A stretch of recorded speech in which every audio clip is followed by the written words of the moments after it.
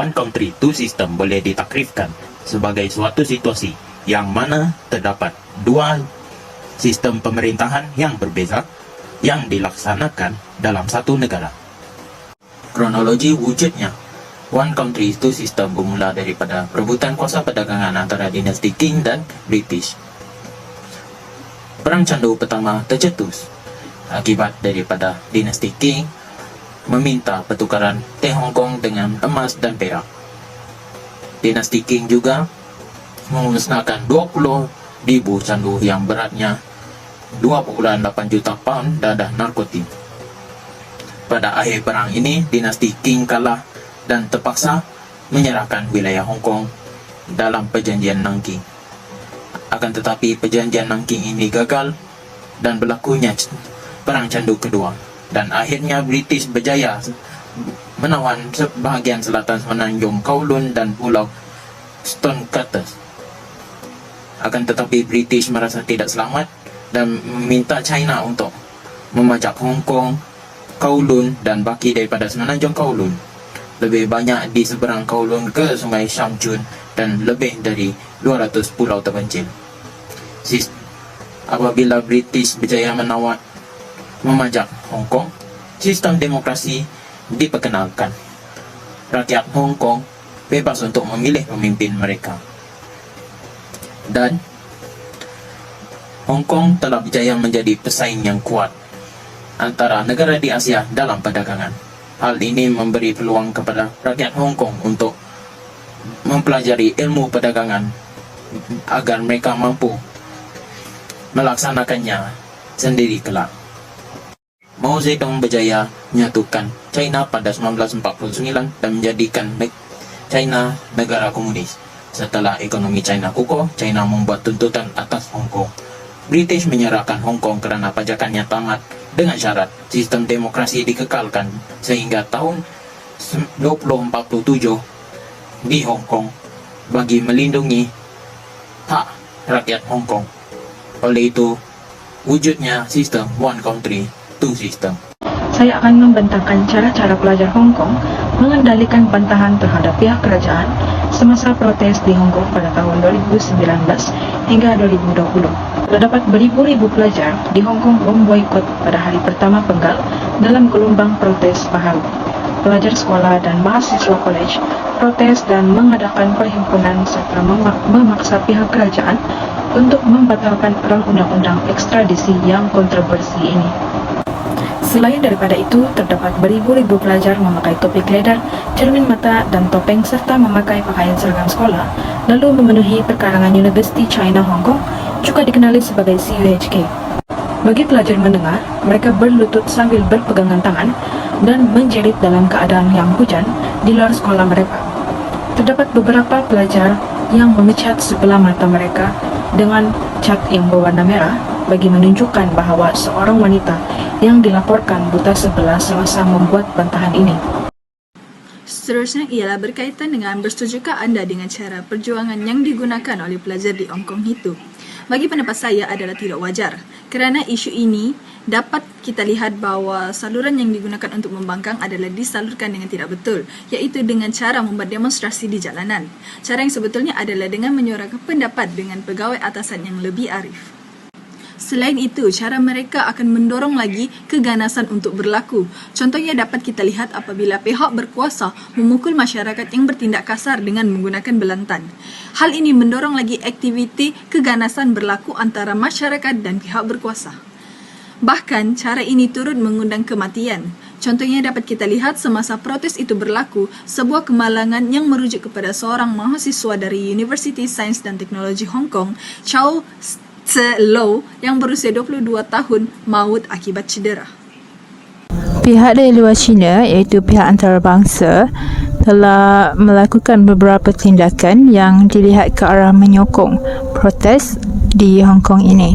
Tindakan pihak antarabangsa dalam menyokong protes di Hong Kong ialah Presiden Amerika Syarikat iaitu Donald Trump telah menandatangani perjanjian dengan Hong Kong, iaitu perjanjian melibatkan kerjasama perdagangan, dan ini jelaslah bahawa pihak Amerika Syarikat menyokong Hong Kong dalam protes ini.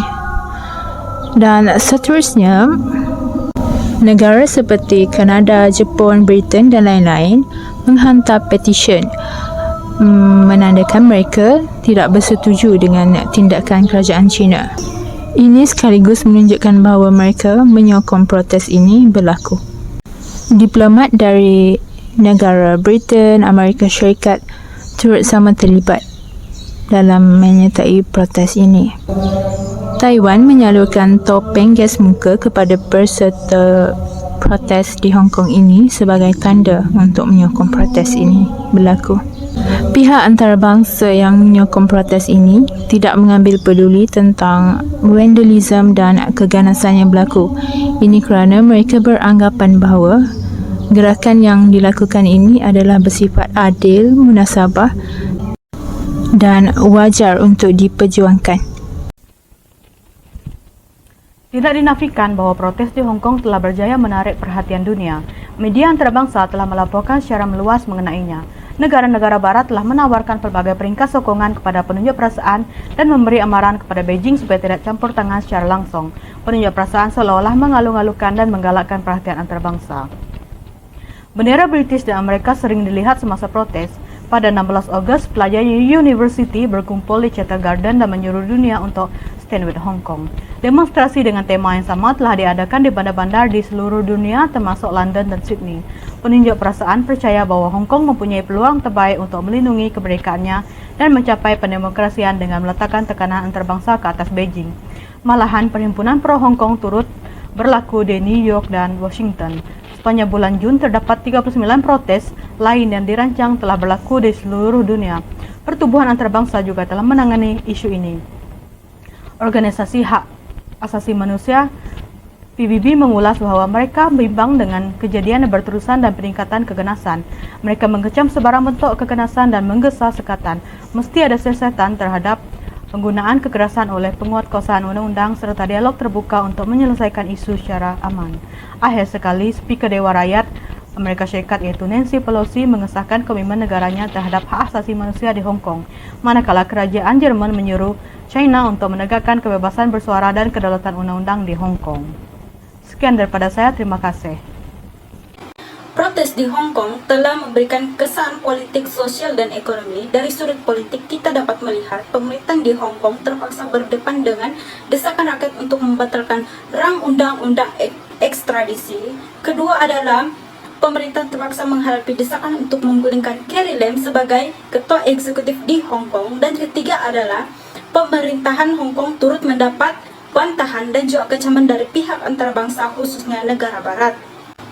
Dari sudut sosial pula, protes tersebut telah menjejaskan keamanan rakyat di Hong Kong. Kedua adalah menunjukkan imej yang buruk kepada rakyat dan juga pemerintahan di Hong Kong. Dan ketiga adalah institusi pendidikan terganggu akibat kebanyakan pelajar guru telah terlibat dalam demonstrasi jalanan dan melakukan mogok. Dari sudut ekonomi pula, ekonomi turut terganggu akibat daripada pejabat awam dan swasta turun ikut berdemonstrasi. Terdapat juga penutupan perniagaan di jalanan serta gangguan kepada pengangkutan jalan dan udara.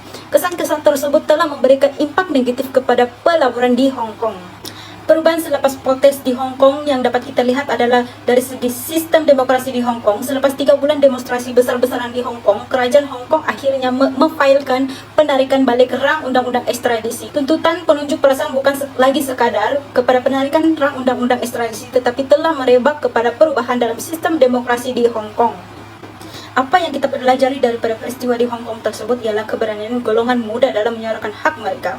Hal ini menandakan anak muda di Hong Kong sangat berpandangan jauh ke hadapan sehingga akan menolak kepada perbincangan RUU ekstradisi di parlimen.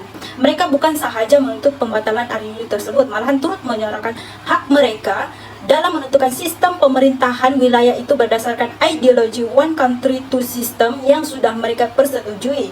Hal ini kerana mereka sedar bahawa kesan daripada campur tangan China terhadap sistem pemerintahan di Hong Kong, terutama sistem kehakiman dan juga perundangan, membawa kepada penyekatan kebebasan hak asasi di Hong Kong yang lebih kepada pro-demokrasi.